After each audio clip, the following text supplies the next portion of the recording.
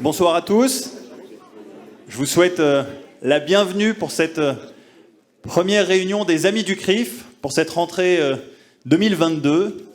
J'ai le plaisir de vous recevoir pour cette première réunion de la saison des Amis du CRIF, mais pour ce qui est aussi la première réunion des Amis du CRIF de mon mandat, puisque j'ai eu le plaisir d'être élu à la présidence du CRIF le 26 juin dernier, en succession de mon ami Francis Khalifa, ici présent, que je veux saluer.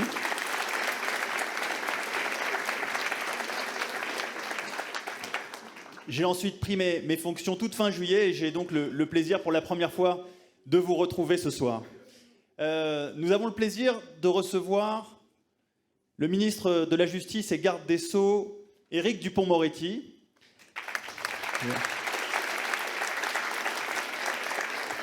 Qui va se prêter au jeu des questions de notre ami Bruno Jeudi, éditorialiste sur BFM TV, et qui a accepté l'exercice avec grand plaisir. Je crois que nous allons pouvoir avoir un échange franc et sincère, d'abord parce que le franc-parler est la marque de fabrique de notre invité, et ensuite parce que c'est aussi l'ADN de ces réunions, c'est le principe de ces échanges. Je voudrais, en introduction d'abord, rappeler deux moments forts que nous avons vécus avec Éric Dupond-Moretti au cours des dernières semaines, au cours de l'été. Le premier s'est déroulé le 4 août. C'était lors d'une séance de questions au gouvernement à l'Assemblée nationale. Je vois que certains voient à quoi je fais référence. Et il a, avec courage, dénoncé l'antisémitisme, dénoncé les outrances de l'extrême gauche et dénoncer aussi le risque de l'extrême droite, puisqu'il a tenu dans cette intervention à s'adresser au banc de l'extrême gauche et de l'extrême droite au sein de l'Assemblée nationale. Monsieur le ministre, je voulais vous remercier pour votre courage politique. Je sais que les Français sauront le récompenser. Le deuxième moment auquel je veux faire référence, c'est un moment peut-être plus douloureux dans la mémoire et la conscience du judaïsme français, puisque nous avons partagé avec Éric Dupond-Moretti une commémoration importante qui a été celle des 40 ans de l'attentat de la rue des Rosiers, le 9 août dernier. Pour la première fois, un membre du gouvernement a participé à cette commémoration, et nous étions honorés que ce soit Éric Dupond-Moretti, le garde des Sceaux, ministre de la Justice, qui assiste et intervienne lors de cette cérémonie. Je voulais vous en remercier aussi publiquement et chaleureusement.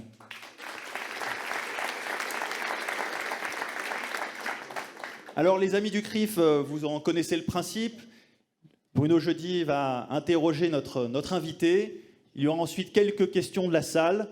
Et puis, nous retrouverons pour un verre de l'amitié à l'issue de cette rencontre. Je veux saluer quelques personnalités présentes. D'abord, Richard Prasquier, ancien président du CRIF, qui est là ce soir, qui est un fidèle des amis du CRIF et que j'ai plaisir évidemment à retrouver. Je voudrais également saluer Samuel Sandler et son épouse qui nous font l'amitié d'être avec nous ce soir. Et saluer un certain nombre de présidents ou de délégués du CRIF en région qui sont présents ce soir. Albert Massia de Bordeaux, Hervé Gerby de Grenoble, Charles Sulman qui est délégué du CRIF dans les Hauts-de-France notamment, quelques présidents d'associations, de grandes associations, membres du CRIF, Marc Eisenberg de l'Alliance israélite universelle, Samuel Lejoyeux de l'Union des étudiants juifs de France, et d'autres que je ne vois pas premier coup d'œil, mais que je veux saluer. Merci à vous d'être présents. Et puis, je remercie notre ami Alain Jakubowicz d'être également présent avec nous pour cette séance. Voilà.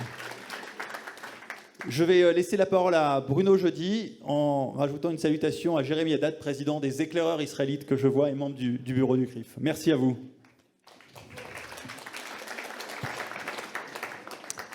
Merci Jonathan de m'avoir invité pour interroger le ministre de la Justice, garde des Sceaux, Éric Dupond-Moretti. Je l'ai interviewé plusieurs fois à la télévision. C'est jamais facile avec Éric Dupond-Moretti, mais c'est, on va dire, franc, loyal et toujours au-dessus de la ceinture. Donc c'est toujours un plaisir de le retrouver. On se connaît parce qu'on a eu quelques... alors, je voudrais revenir justement sur cette fameuse séance de questions de début août. C'était assez inattendu au mois d'août. Et Éric Dupond-Moretti répondait à une question du député LR Meyer Habib à propos d'une résolution. Il vous interrogeait sur ce projet de résolution porté par une quarantaine de députés de la NUPES, je cite, qui condamnait, entre guillemets, le régime d'apartheid institutionnalisé par Israël face aux Palestiniens. Et Éric Dupond-Moretti n'y est pas allé par quatre chemins pour répondre, non pas à Meyer Habib, mais surtout à ceux qui protestaient sur les bancs, et même en plein été et bruyamment. Évidemment, je parle des députés de la NUPES, mais plutôt et plus singulièrement les Insoumis. Alors, la question est assez simple, on a des pieds dedans plat. Est-ce que les Insoumis sont antisémites, monsieur le ministre ?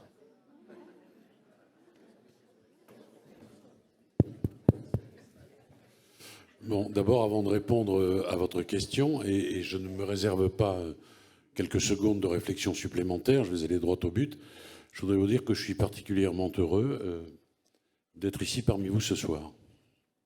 Merci, Monsieur le Président.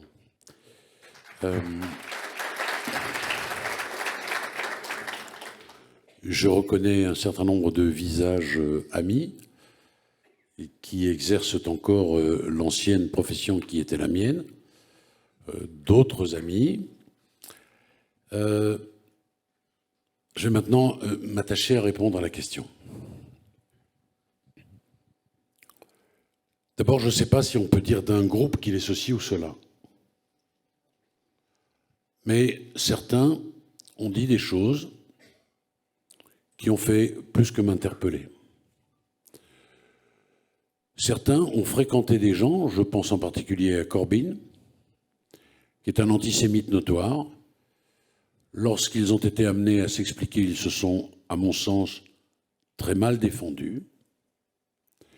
Certains ont dit d'un discours prononcé par le président de la République un certain nombre de choses qui sentaient franchement mauvais. Le pétainisme n'a jamais été considéré par le président de la République comme il a été considéré par Éric Zemmour. Mais le président de la République a dit ce que tout le monde savait, et c'était une réalité historique. Pétain avait été un grand soldat, c'est la raison pour laquelle d'ailleurs il a été gracié par le général de Gaulle, et il suffit de relire ce que le général de Gaulle a pu écrire de Pétain, soldat. Et puis, il y avait ce texte insupportable où l'on qualifie le régime israélien de régime d'apartheid. Israël est une grande démocratie. Dire cela et écrire cela, c'est à la fois injurier les Israéliens et injurier la mémoire de ceux qui sont morts de l'apartheid en Afrique du Sud. C'est un scandale éhonté. Et d'ailleurs, soyons clairs, j'ai eu raison puisque, vous le savez, en catimini, c'est vrai, mais certains des signataires sont allés enlever leur signature. Voilà. Mais je vais aller au-delà de cette question que vous me posez, parce que naturellement, je me suis retourné vers l'extrême gauche pour lui dire un certain nombre de choses. Je pense qu'elle a tellement envie, cette extrême gauche-là, d'aller chercher dans les viviers communautaristes et d'aller chercher des voix dans les quartiers, qu'elle est prête à des propos qui, à mes yeux, sont clairement antisémites.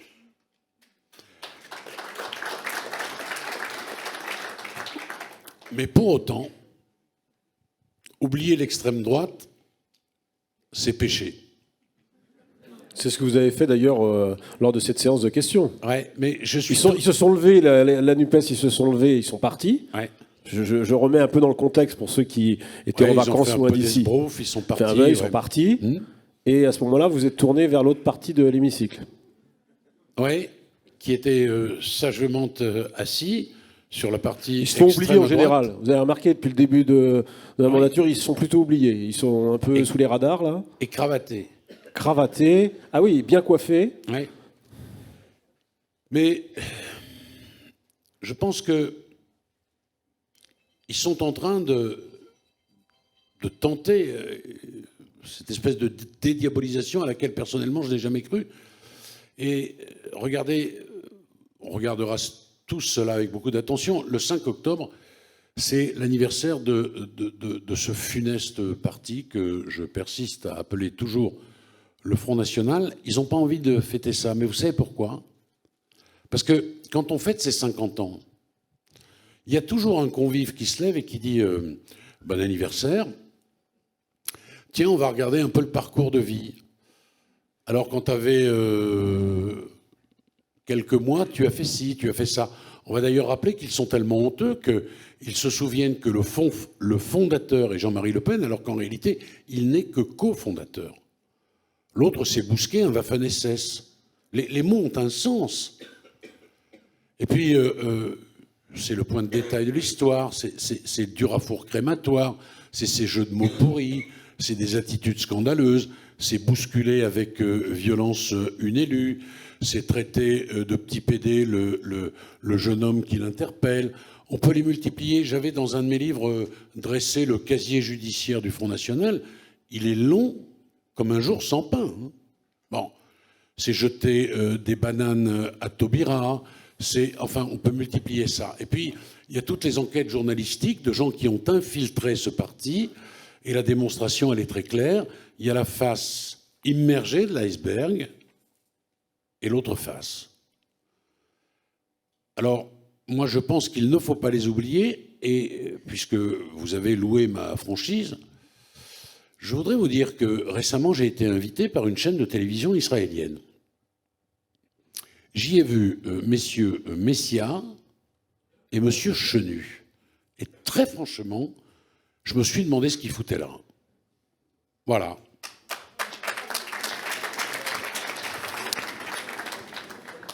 Alors, ce début août a été assez spectaculaire s'agissant de votre action. Il y a eu cette séance de questions à l'Assemblée nationale. Et puis, quelques jours plus tard, il y a la commémoration, le souvenir de la rue des Rosiers. Et vous êtes le premier membre d'un gouvernement, premier garde des Sceaux, à participer à une commémoration sur cet attentat, dont je rappelle qu'il avait fait 6 morts et 22 blessés.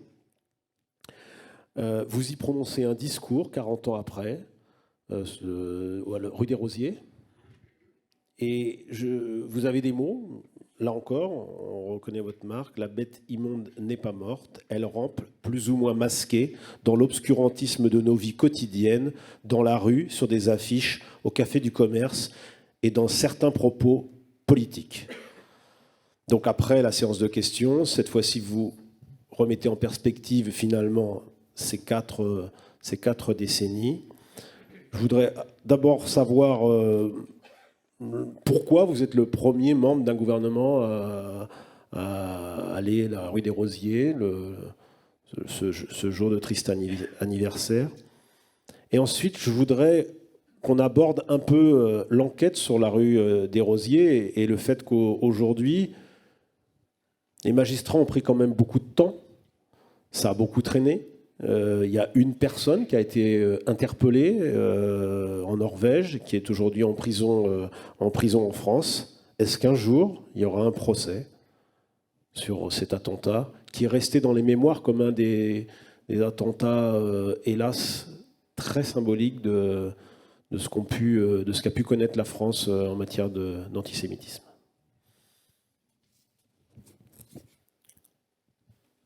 Je ne sais pas pourquoi, durant ces années qui se sont écoulées, aucun gouvernement n'a eu l'idée d'être présent. Moi, je sais que quand il a été question de ma présence pour commémorer cet attentat terrifiant, j'ai immédiatement dit oui. Ça avait beaucoup de sens. Parce que s'en prendre à un juif au motif qu'il est juif, c'est s'en prendre à la République.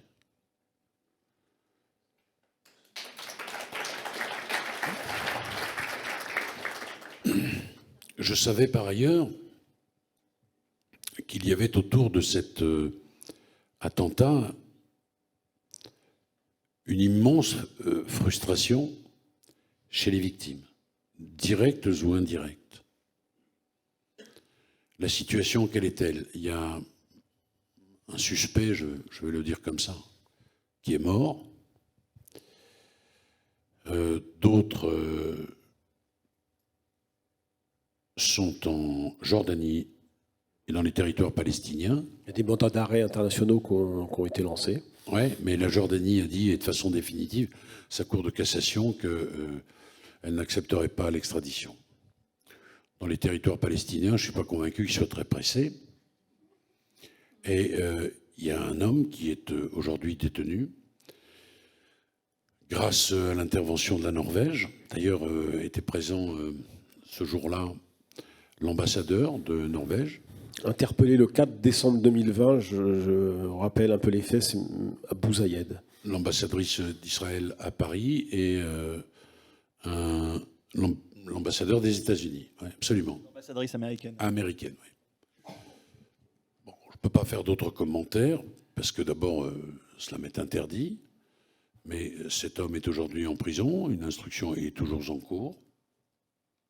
Et donc, la justice continue.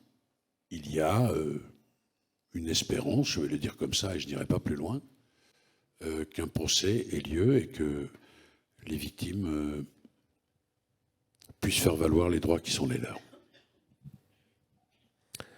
Monsieur le ministre, j'aimerais que, à ce stade de notre conversation, on va poursuivre avec des dossiers un peu plus précis qui ont beaucoup marqué, beaucoup touché la communauté.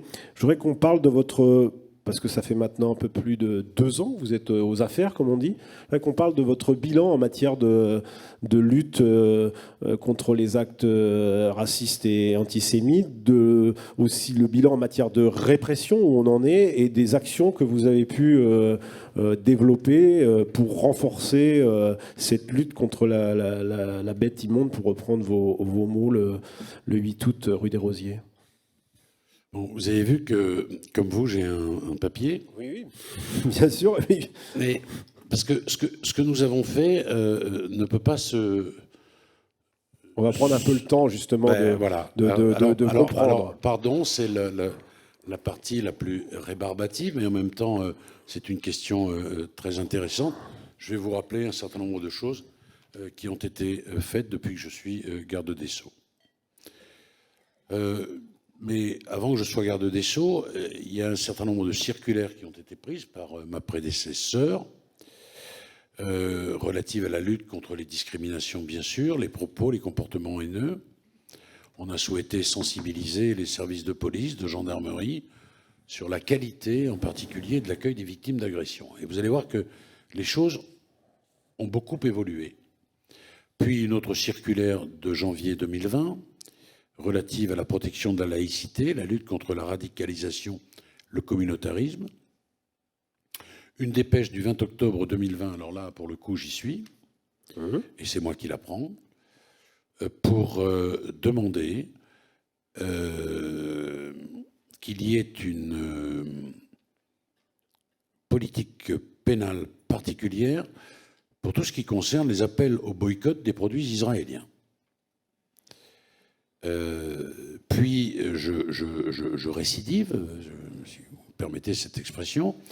24 novembre, je reprends une circulaire et je crée le pôle national de lutte contre la haine en ligne, qui est un pôle parisien qui a pour mission de centraliser un certain nombre d'informations qui doivent être transmises par les parquets, qui concernent évidemment la haine en ligne et donc l'antisémitisme, bien sûr, et son expression. Loi du 24 août 2021 qui conforte les principes de la République et le respect qui est dû à ces principes. Naturellement, le ministère de la Justice, en parfaite collaboration avec le ministère de l'Intérieur, prend un certain nombre de dispositions, notamment, vous le savez, un délit de mise en danger de la vie d'autrui par diffusion d'informations personnelles. Puis, je vais aller un peu plus vite, mais désignation dans chaque juridiction d'un magistrat référent discrimination. C'est comme ça qu'il s'appelle. C'est une création de votre serviteur de ces services. Répression accrue envers les infractions à caractère raciste ou commises avec la circonstance aggravante de racisme, que je demande bien sûr de retenir. Taux de réponse pénale, 86% en 2020, 43% de poursuites devant les juridictions pénales, 57% d'alternatives aux poursuites, 37% de rappels à la loi que j'ai supprimé depuis. Hausse des condamnations de 4,2% entre 2019 et 2020. Taux d'emprisonnement prononcé en 2020, 88% pour les atteintes à la vie, bien sûr. 36% d'emprisonnement ferme pour les violences, 65% pour les menaces. Je veux également dire, bien sûr, qu'on a eu, à la suite de l'affaire Halimi, un grand travail législatif. Si vous le voulez, on en parlera tout à l'heure. D'accord, très bien, j'y reviendrai. Action de formation des magistrats, formation initiale à l'ENM, sur ces questions de racisme et d'antisémitisme. L'ENM, partenaire de la LICRA. Formation déconcentrée et un projet de formation avec la DILCRA qui est en cours d'élaboration. Et puis, dans le cadre de la présidence française de l'Union européenne, aboutissement sur le Digital Services Act qui permet de renforcer la régulation des plateformes et donc, naturellement, ceux qui s'expriment en ligne avec la haine chevillée au corps, si j'ose dire. Soutien à la Commission dans sa volonté d'élargir les infractions couvertes par le traité aux crimes et discours de haine. Et sous la présidence française, le Conseil a adopté en mars 2022 des conclusions sur la lutte contre le racisme et l'antisémitisme. Et dans celle-ci, et je termine, le Conseil invite les États membres à élaborer des plans d'action et des stratégies d'ici fin 2022 pour mettre en œuvre la stratégie européenne de lutte contre l'antisémitisme. Il en manque, hein, mais je ne veux pas passer la soirée sur ces mesures, mais il me paraissait quand même important et utile de rappeler ces choses. Absolument. Vous êtes ministre, vous êtes là aussi pour faire état de votre action. Je voudrais qu'on revienne vous n'étiez pas ministre. Nous sommes en avril 2019. C'est le procès Mera, celui d'Abdelkader, le frère du sinistre Mohamed Mera. C'est une affaire douloureuse. Ici présent, évidemment, c'est forcément difficile d'en parler devant vous. Monsieur le garde des Sceaux, vous étiez l'avocat d'Abdelkader Mera. Des propos ont pu choquer à l'époque, des propos que vous avez tenus ont pu choquer. Vous êtes beaucoup expliqué, et ici, en tous les cas, pour ma part, il n'est pas question de remettre en cause les droits de la défense. C'est une des premières libertés, et là-dessus, il n'y aura pas de discussion. Mais je pense que c'est le moment aussi peut-être de revenir sur cette période pour vous, pour savoir comment vous, avec le recul, qu'est-ce que vous dites, qu'est-ce que vous en dites de tout ce que ça a charrié autour de ce procès. Forcément, vous étiez l'avocat, vous avez fait votre métier d'avocat, mais beaucoup de personnes, je pense ici dans la salle, et je ne parle pas de monsieur et madame Sandler, ont pu aussi être choqués de ce qu'on a pu entendre, lire, et même parfois de certaines de vos déclarations dans les médias. D'abord, je voudrais vous dire qu'il s'agisse du procès Mera ou du procès V13 qui vient de se terminer, ou du procès Eichmann, ou du procès du bourreau de Treblinka, ou du procès de Nuremberg, la règle de droit, les terroristes, les nazis, ne l'ont jamais respecté. Et c'est toujours une victoire de l'état de droit lorsque la règle de droit est respectée. Les Juifs, d'ailleurs, ont instauré le Sanhédrin. C'est la procédure pénale poussée à l'extrême. Au point, monsieur, je dis que quand un homme était accusé et que tous les juges composant le Sanhédrin voulaient l'acquitter, voulaient le condamner, pardonnez-moi, il était acquitté, parce que l'unanimité est suspecte. Alors, plus procédurier que ça, c'est pas possible. Et puis je veux rappeler ici que il y a évidemment une émotion immense, c'est pas M. Sandler qui nous dira le contraire, bien sûr. Mais toute la difficulté, c'était que le droit s'applique et que l'émotion, si légitime soit-elle, ne soit pas confiscatoire. Est-il vrai que dans les cérémonies religieuses, il y a, je l'entends et elle m'inspire, une prière pour inspirer les membres du gouvernement. Et j'espère que de temps en temps, le bon Dieu est pas loin quand je prends une décision. Tout ça pour vous dire que quand on est une victime, on a au fond le droit de haïr et de mépriser celui qui est l'artisan de votre malheur. Mais quand on est une grande démocratie, il faut respecter un certain nombre de règles. Je parlais tout à l'heure d'Eichmann, il a été défendu. Moi, je crois que la fin de la guerre, c'est pas l'armistice, c'est le procès de Nuremberg. Et que tous ceux qui ont comparu ont été défendus.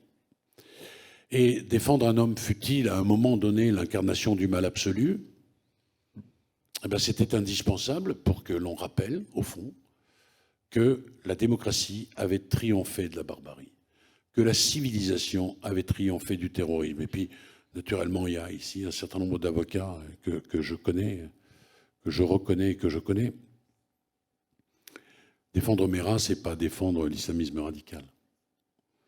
C'est être là pour que les règles de droit s'appliquent à tout le monde. Et vous savez, bon, vous ne savez pas, mais je vais vous faire cette petite confidence.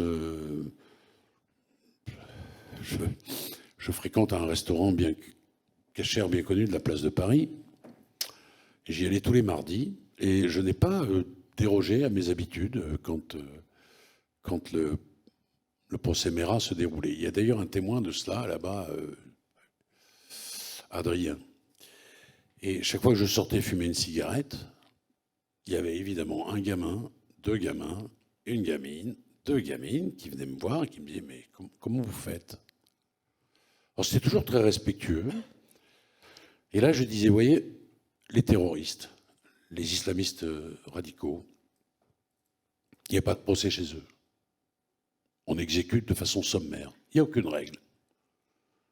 Et c'est ce qui nous distingue d'eux. Et c'est là où le droit prend toute sa place. Et je ne sais pas si c'est une bénédiction, mais je vais quand même vous le dire. Il y a, dans la communauté juive, eu beaucoup d'expressions de solidarité. Non pas vis-à-vis de Mera, hein. Voilà. Mais en disant il était utile que vous le défendiez. C'était important. Et j'ai même reçu une lettre que j'ai conservée. Alors j'ai reçu beaucoup de lettres d'insultes, mais j'ai reçu une lettre très très belle qui m'avait été adressée par le grand rabbin de Bruxelles et qui m'a expliqué que même dans les textes sacrés, il y avait au fond une légitimation de la défense de Mera. Bon. Monsieur Sandler, je l'ai rencontré tous les matins. Nous nous sommes parlé. Je respectais évidemment son chagrin. Je veux dire, monsieur, que j'ai trouvé scandaleux, et pardon si c'est une digression, mais je ne peux pas me l'interdire, que l'on vous dénie la nationalité française parce que vous aviez fait le choix d'enterrer vos petits-enfants et votre fils là où vous avez choisi de le faire. Je ferme cette parenthèse. Voilà ce que c'est que d'être avocat. Quand je suis sorti de cette audience, vous avez peut-être vu ces images, certains ont proféré des injures.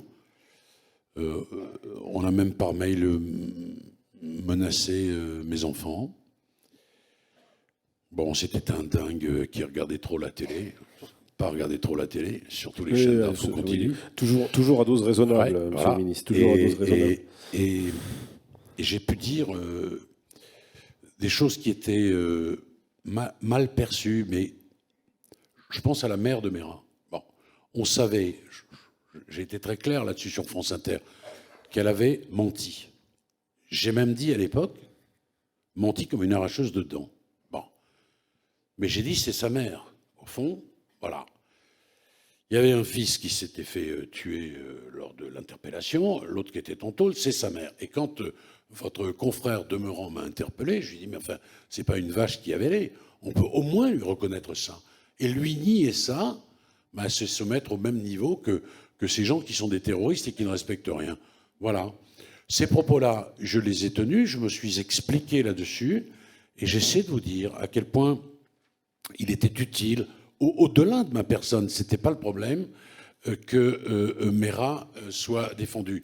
J'ai fait ce choix d'accepter de le défendre en toute lucidité. Je veux dire, c'est pas pour la notoriété, j'étais déjà un avocat connu, et ça m'a valu plus d'injures et d'insultes que d'honneur et de flatterie et voilà.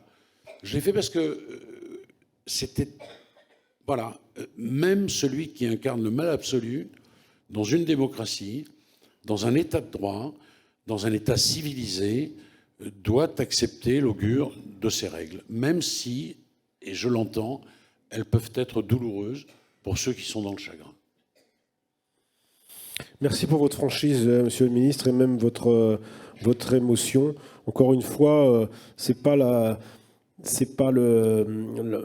l'avocat, mais vous vous êtes expliqué sur les propos. Je pense que c'était important. Peut-être qu'il y aura des questions ensuite. Je voudrais revenir sur un autre épisode très douloureux aussi. C'est celui du procès Halimi, Sarah Halimi. Vous n'êtes pas ministre au début de cette affaire, évidemment. Vous êtes ministre à la fin. Et au fond, alors bon, on ne va pas refaire tout le cheminement de cette terrible histoire, mais le sentiment qui demeure à la fin, alors vous allez vous expliquer, vous allez contester, je vais être un peu caricatural, c'est que au fond, pourquoi le ministre ne peut rien faire ? Pourquoi, au fond, il reste ce ressenti d'un défaut de procès ? Parce que c'est ce que beaucoup de gens, j'imagine, ressentent. Et il faut... il y a évidemment les règles de droit, on les connaît pour ceux qui sont spécialistes. Il y a eu beaucoup d'explications. Il y a évidemment la querelle des experts. Mais il faut que vous éclairiez un peu... notre assistance ce soir sur cette affaire. Très volontiers. D'abord, comment vous dire, le garde des Sceaux ne peut pas intervenir dans un dossier. C'est ce qu'on appelle l'indépendance des magistrats. Alors quand je vous ai dit ça, certains peuvent dire, oui, mais enfin, dans cette affaire-là en particulier, il y a un dysfonctionnement, ça n'a pas bien marché. Et on entend tous les jours d'ailleurs, parce que moi je me plains, vous le savez, d'une présentation fait-diversière de la justice. C'est-à-dire que sur les centaines de milliers d'affaires rendues, il y a toujours des affaires qui nous choquent, qui me choquent. Alors, qu'est-ce qu'il fait le garde des Sceaux ? Qu'est-ce qu'on fait au ministère de la Justice ? On laisse filer un truc pareil.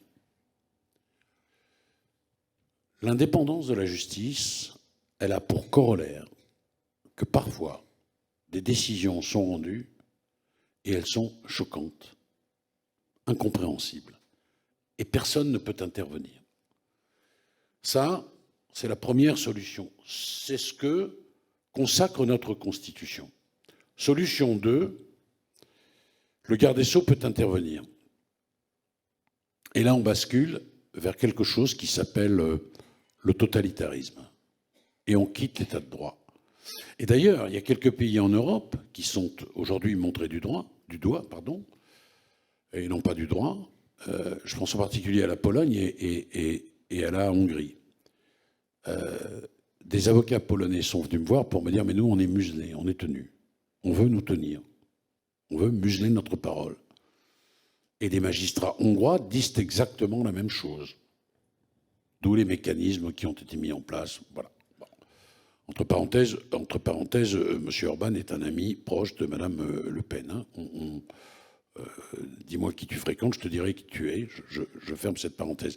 Mais c'est un choix clair, où on est dans une démocratie, les juges sont indépendants, de temps en temps, il y a des choses dont on se dit qu'elles pourraient être mieux, je le dis, c'est doucement euphémique, où on est dans un État totalitaire et l'on impose. Mais j'y arrive. D'accord. J'y arrive. Je voulais relever que dans votre exposé, ouais. J'ai en mémoire que même le président de la République avait pointé une forme de dysfonctionnement.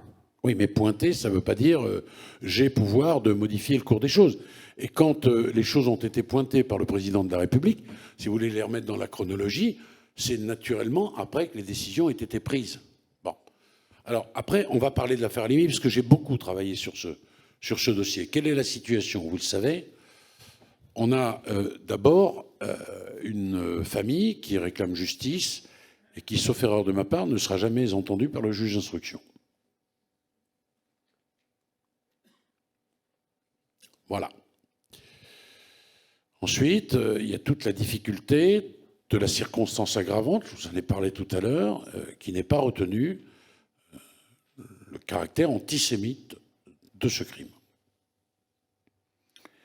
Ensuite, des expertises viennent dire que l'auteur serait irresponsable pénalement à raison d'une consommation antérieure de produits stupéfiants. Bon. Cette affaire, évidemment, suscite une immense émotion, et pas que dans la communauté juive d'ailleurs, bien au-delà. Bon. On se dit, mais comment c'est possible? Alors il suffit de fumer du shit ou de prendre de la cocaïne pour commettre ensuite un crime odieux et de ne pas être poursuivi. Cette affaire fait l'objet d'un pourvoi en cassation et la Cour de cassation dit, et en droit elle a raison, qu'il y a ce qu'on appelle de façon familière, un peu triviale, un trou dans la raquette. C'est vrai. Et d'ailleurs, quand on lit le réquisitoire de l'avocat général qui porte la parole du ministère public devant la Cour de cassation, quand on le lit, elle dit très clairement « je ne peux pas aller au-delà parce que le droit m'y interdit ». Et donc, le président de la République me demande de combler ce vide. Je rencontre tout le monde, et c'est ma méthode. Je n'ai pas élaboré un texte sans consulter, concerter, que ce soit maintenant les États généraux ou ce texte-là. Donc je rencontre les associations, je rencontre les différentes écoles de psychiatrie, les différents experts, je rencontre des magistrats. Bon. Et je dis, on ne peut pas laisser passer cette idée qu'un homme pourrait s'affranchir de sa responsabilité en fumant, surtout s'il sait que, enfin fumant ou en absorbant, surtout s'il sait que cette ingestion médicamenteuse peut être, voilà. Et ça touche même l'alcool d'ailleurs. Si je sais que chaque fois que je bois un verre, je deviens agressif et que je me bagarre avec la terre entière, voilà. Et on met en place ce texte et on a comblé ce trou dans la raquette. Et d'ailleurs, je dois dire que le Parlement, il n'était pas composé comme il l'est aujourd'hui. C'était peut-être un peu plus facile. C'était avant les dernières élections législatives, effectivement. Ou un peu moins difficile. Ce texte a finalement été adopté. Et je pense qu'il a été souligné par beaucoup comme étant un texte répondant pour partie à la question, parce que l'autre partie, c'est celle de l'irresponsabilité. Et moi, je ne souhaitais pas que l'on franchisse une ligne rouge. J'ai toujours dit, c'est au Moyen-Âge que l'on juge les fous. On ne peut pas faire marche arrière. C'est une question de civilisation qui est posée. En revanche, si celui qui a perdu la tête l'a fait à raison de consommation de produits stupéfiants et qu'il est à ce moment-là responsable, la solution qui a été adoptée en équité n'est plus possible aujourd'hui et elle ne l'est plus. Merci, Monsieur le Ministre. C'est toujours assez délicat cette question, mais c'est aussi l'honneur des démocraties. Ça fait partie de ça. Je voudrais, alors, vous me pardonnerez peut-être, je voudrais passer une partie un petit peu plus politique pour ensuite écouter vos questions. Monsieur le garde des Sceaux, vous étiez un célèbre avocat, acquittator, on vous avez surnommé au regard de votre palmarès comme avocat, ténor, très connu aussi des médias, homme de théâtre. Voilà, on disait même, Dupond-Moretti, c'est une grande gueule au sens sympathique du terme. Et puis, c'est une grande surprise. Il y a un peu plus de 2 ans maintenant, vous devenez ministre. Alors là, on ne l'avait pas vu venir. Votre nomination de garde des Sceaux, ministre de la Justice, on ne l'avait pas vu venir. Et vous êtes jeté dans le bain comme ça de la politique. J'ai regardé, vous n'aviez pas du tout fait de politique avant. On connaît votre parcours, pas du tout de politique. Et là, tout à coup, vous devenez ministre. Et je dois dire que même 2 ans et demi après, je me demande comment vous avez pu accepter une telle position. Alors certes, flatteuse, c'est très honorifique, mais qu'est-ce que vous prenez dans la figure, Monsieur Dupond-Moretti? Et est-ce que, au final, vous ne regrettez... Alors j'imagine que vous ne devez pas regretter, parce que vous avez même récidivé, pour reprendre votre mot, puisque vous avez été, ce qui est rare, maintenu à votre poste. Donc vous avez toute la confiance du président de la République. Mais avec le recul, quel regard vous portez sur la politique, sur ses codes? Alors il y a l'Assemblée, il y a la défense des projets de loi, vous avez obtenu une augmentation presque historique du budget de la justice, plus 8% sur le dernier budget, je parle de mémoire. En même temps, vous avez connu des déboires, les élections régionales, on vous a un peu envoyé au casse-pipe, ça c'est pas bien fini, mais au moins vous n'êtes pas planqué. Bon, quel regard, avec le recul, qu'est-ce que vous vous dites? Dans quelle galère je me suis mis? Ou alors ça reste toujours l'honneur du ch'ti qui avait besoin de cette reconnaissance du pays? Il y a un certain nombre de mes ex-confrères qui ont fait quelques plateaux de télé, quelques radios, pour dire qu'ils ne comprenaient pas que j'ai accepté. Et pour ajouter que si on leur avait demandé à eux, ils n'auraient bien sûr pas accepté. Bon. Il faut dire qu'ils n'ont pas eu de mal à refuser, on ne leur a pas demandé. Voilà, ouais. Bon. Et en général, on ne les croit pas. Ouais, hein. Bah ouais. Bon. Et en général, on ne les croit pas trop. Moi, je vais vous dire, j'ai adoré ce métier d'avocat. Hein, et ce métier d'avocat nourrit aujourd'hui encore mon action ministérielle. Bon. J'ai dit, c'est mes premiers mots, que je n'avais pas une connaissance technocratique de la justice, mais que j'avais une connaissance charnelle de la justice. Et ça m'aide dans les réflexions qui sont évidemment les miennes. J'ai une ambition pour la justice de mon pays. C'est pour ça que je reste. Parce que c'est vrai, d'abord je vais vous dire les choses, on est entre nous, je gagne beaucoup moins d'argent que quand j'étais avocat. Ça, c'est sûr et et certain. Que, bon, et puis il n'y a pas photo. Hein.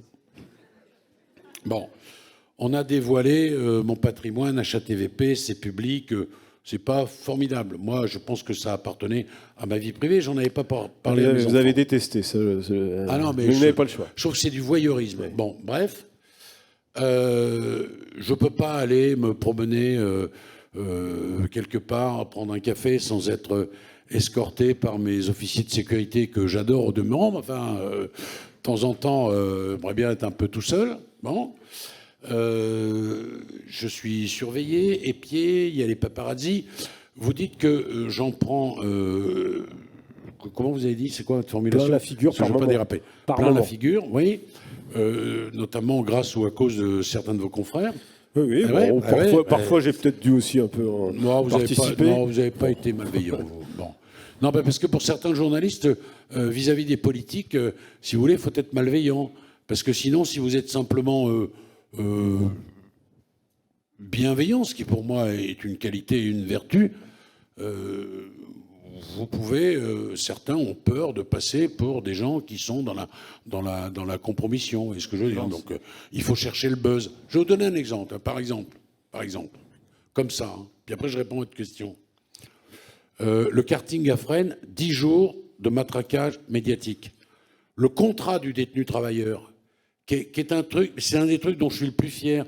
Faire venir les patrons, faire bosser les détenus, les former, permettre qu'avec cet argent qu'ils vont gagner 45% des SMIC, ils puissent indemniser les victimes. Enfin, tout ça, ce combat que je mène contre la récidive, Alors, ça fait pas 1 heure, ça, dans la presse. Mais alors, le reste... Et en permanence et en permanence, parce que il y a... Mais j'ai dit ça quand j'étais encore avocat. Depuis les réseaux sociaux, je crois, une espèce de surenchère qui fait que si on n'est pas dans le buzz, on n'intéresse personne. Regardez, je vais vous dire un truc, mais là, elle va être longue, ma réponse. Mais pardon, hein, vous m'avez chauffé, là, voilà. Ça, sur les réseaux sociaux, si vous y allez... Non, mais pour vous dire que c'est parfois... On prend un peu de temps, non, mais parce pour vous dire, que c'est pour vous dire une que c'est obsession. pour vous dire que c'est parfois très injuste. Après le grand débat Gilets jaunes, des gens expriment, président de la République, des femmes disent mais nous on a une pension alimentaire, on n'arrive pas à se la faire payer, puis pour nous c'est important parce que on est des gens modestes, d'accord. On met en place ce qu'on appelle l'intermédiation des pensions alimentaires, c'est-à-dire que des femmes qui ont désormais un jugement vont à la CAF paie rubis sur l'ongle, à charge pour elles, utilisant ses prérogatives de puissance publique, de rappeler au débiteur qui a oublié ses obligations élémentaires qu'il doit payer. Voilà. C'est un petit bijou. Mais ça intéressait qui, ça? Très peu de gens en ont parlé. Parce que c'était consensuel. Et ça, c'est une vraie réflexion que je me fais, vous voyez, puisque vous faites un peu mon parcours. C'est la question des trains qui arrivent à l'heure, évidemment, qui intéresse moins que les trains qui n'arrivent pas à l'heure. Je le reconnais. Alors, vous voyez, je fais aussi un petit peu un effort. C'est vrai. Mais ce qui est difficile, je vais vous dire ce que je trouve le plus difficile par rapport à mes anciennes activités que vous avez rappelées, c'est que la parole politique, vous avez du mal à la porter et qu'elle est souvent dénaturée. Et que c'est compliqué, on a une responsabilité collective sur ces questions parce que les gens se défient des politiques. Et ça crée, selon moi, quelque chose qui est de l'ordre de la ligne à ne pas franchir parce que nous allons perdre notre démocratie si on continue comme ça à taper sur les uns, sur les autres, politiques, tous pourris, cette espèce de choses populistes là que l'on porte pour certains avec bonheur, moi, me paraît extrêmement... cette chose me paraît extrêmement dangereuse et viendra peut-être le jour, je ne veux pas être pessimiste, j'en sais rien, où des gens diront « mais moi, j'y vais pas en politique, j'ai aucune envie d'y aller ». C'est trop difficile, ça tape trop fort, c'est compliqué. Ça commence un peu, c'est pour ça que votre nomination était, de ce point de vue-là, étonnante, puisque vous l'avez dit, vous n'aviez pas, enfin, vous étiez installé, et donc, qu'est-ce qui fait que vous acceptez? Ben, je vais vous le dire, l'envie de bouger les choses, voilà. Alors, qu'est-ce qu'on a bougé jusqu'à maintenant? Parce que c'est ça que vous pourriez me répondre, vous pourriez me dire, mais vous y êtes depuis un moment. Le budget de la justice, ça. Alors, oui, mais le budget... quand vous avez dit ça, vous n'avez rien dit. C'est vrai qu'il est important, il est historique, 3 fois historique, mais qu'est-ce qu'on a fait avec cet argent? Bon, on a embauché comme jamais on avait embauché, magistrats, greffiers, et surtout, on a envoyé dans les juridictions 2000 jeunes surdiplômés pour aider les magistrats dans leurs tâches. Résultat, aujourd'hui, en quelques mois, on a diminué les stocks. Alors les stocks, c'est un mot affreux, pas moi qui l'invente, qui l'ai inventé, c'est les dossiers qui s'empilent et qu'on ne traite pas. En matière familiale, on a diminué le stock de 30%. En matière pénale, de plus de 20%. Bon, ça a du sens. Pourquoi? Parce que moi, je veux rendre la justice plus rapide, plus proche. On a réouvert des tribunaux. On a ouvert 2000 points justice, c'est des lieux où on donne les premiers conseils à nos compatriotes les plus démunis, les plus défavorisés. C'est gratuit, c'est confidentiel. J'ai demandé aux élèves de l'École nationale de la magistrature d'aller là. J'ai demandé à des avocats d'aller là.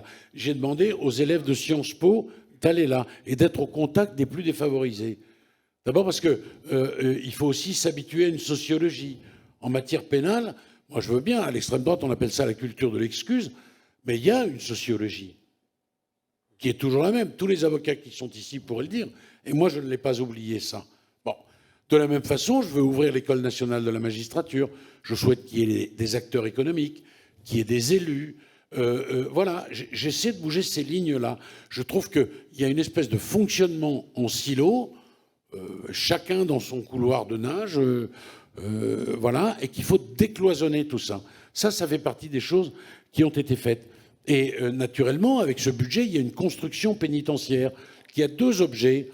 La condition digne des détenus et la condition digne des travailleurs que sont les personnels pénitentiaires, punition et réinsertion.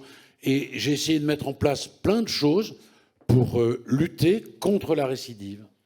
Vous savez, je vais vous dire, moi, j'entends souvent, mais que fait la justice? Et la justice. Mais, pardon, mais le premier responsable d'un crime, c'est son auteur.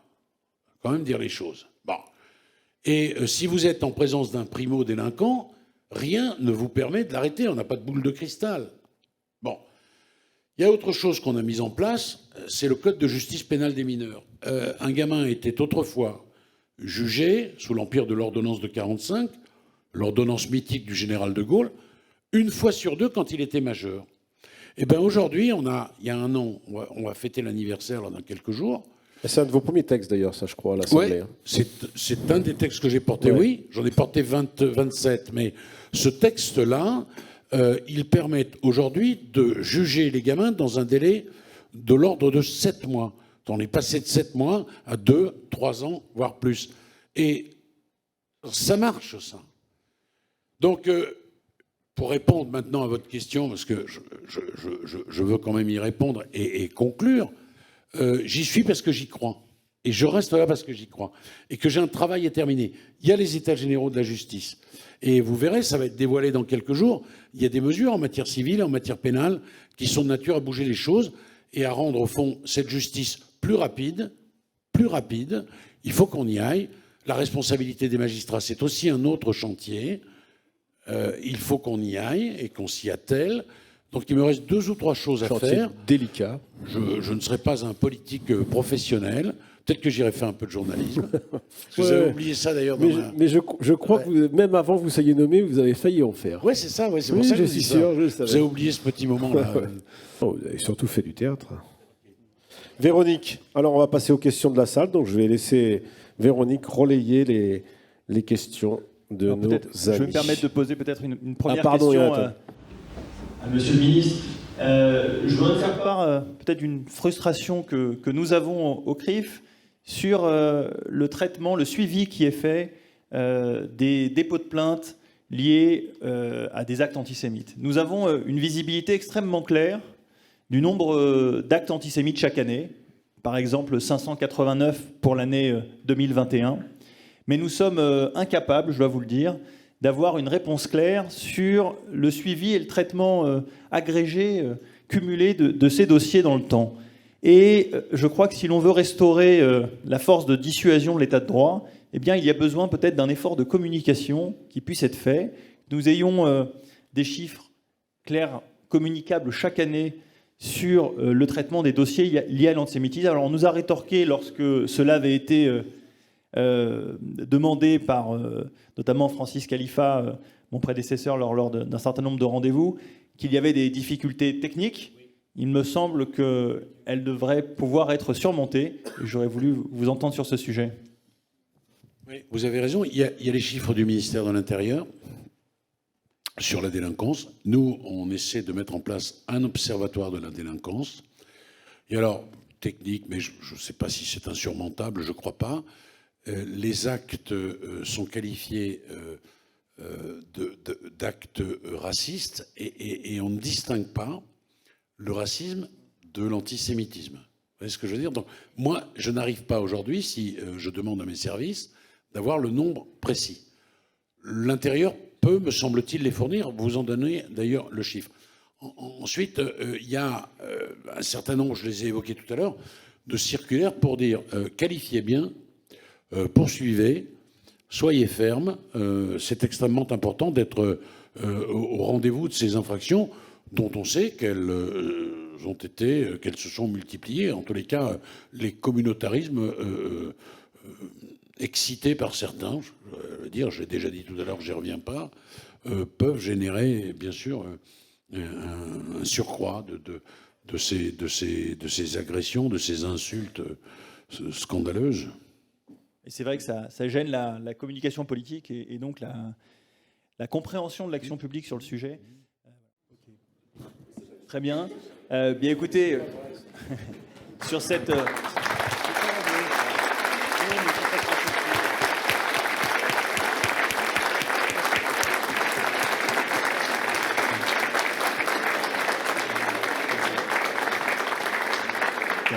Alors, je vous avais promis la franchise de notre invité Éric Dupond-Moretti. Merci à vous d'avoir joué le jeu de ces questions-réponses. Non, mais je tire une leçon de cet échange, c'est que nous vous réinviterons pour pouvoir faire effectivement le bilan dans la pratique de cette évolution. Il me revient de vous remercier tous de votre présence ce soir, de remercier évidemment notre invité Éric Dupond-Moretti, de souhaiter...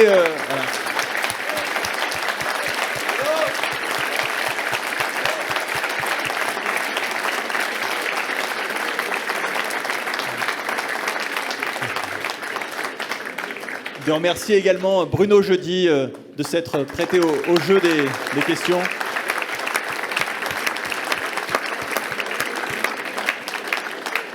Merci à tous, puis je vous invite à prendre un verre rapidement. Merci.